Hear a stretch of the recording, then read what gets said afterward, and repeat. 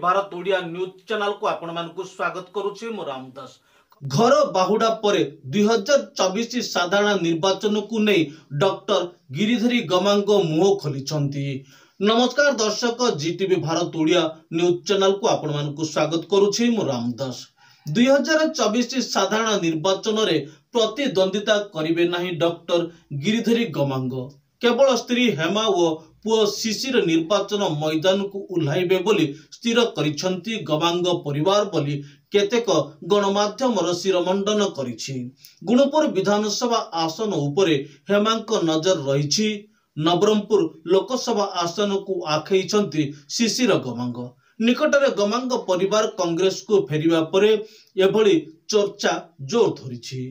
2019 साधारण निर्वाचन रे गुणपुर बीजेडी रघुनाथ गमांग 48,000 रु अधिक भोट पाइथिले। से निर्वाचन रे कांग्रेस प्रार्थी पुरुषोत्तम गमांग 22,000 रु अधिक भोट पाई निर्वाचन हारिथिले।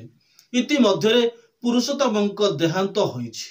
एणु गुणपुर रे दलर सेभली कोनोसी बड़ दाबीदार नथिले। 2004 साधारण निर्वाचन रे हेमा एई आसन रु विजय होइथिले।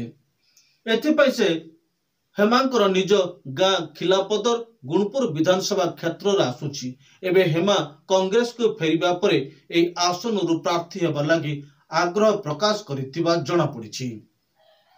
अन्य पक्षरे प्रदीप माझी कांग्रेस छाड़िबा परे नवरंगपुर लोकसभा आसन लागि कांग्रेस टिकेट दाबीदारक तालिका रे शिशिर गमांग सामिल होइछंती।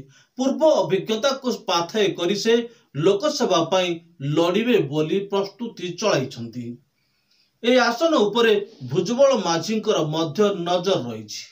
2009 मसिया रे डॉक्टर गिरिधरी गमांग कोरापुट लोकसभा आसन पाई प्रतिद्वंदिता करुथुबा बेले स्त्री हेमा गमांग लक्ष्मीपुर पुओ शिशिर गुणपुर और एकांत विश्वस्त नागराज द्वारा जयपुर आसन रु लड़िथिले। याकु नै गमांग परिवार को समालोचित हेबाकु पड़िथिला।